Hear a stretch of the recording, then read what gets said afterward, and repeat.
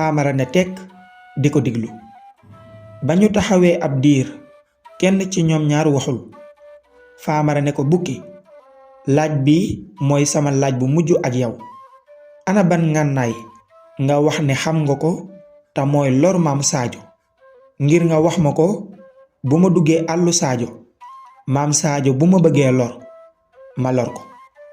waaye bukki ne cell di xool Faamara.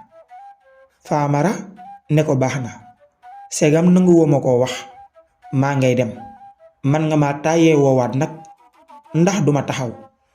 noonu Faamara wan ginnaaw bukki njuur dox lu tollu fukki jéego ak juróom waaye dégg kàddu gu foor gu wax ak moom ci àll bi. kàddu gi nekk kàddu gi yaayam.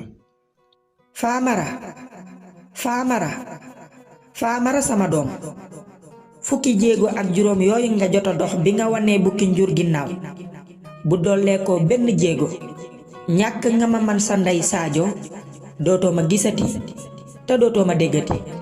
Faamara maa ngi loon bëgg am lu ma neex doon kontaan loolu ci yoon bi nga nekkoon aw ma woon benn yoon lu ma naqari ci àddina boobu ngeen nekk waaye yan bii nga yan saa boo ko yenneekoo teg lépp ci suuf wan ginnaaw lépp naqar bi ma gën a metti ci àddina boobu ngeen nekk yow sama doom Faamara yaa ma koy teg.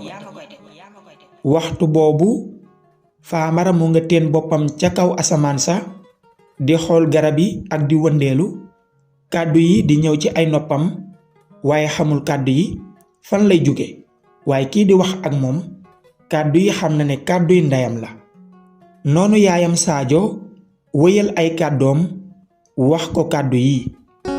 ndaw ma ci saala yaay ndeer waay suñu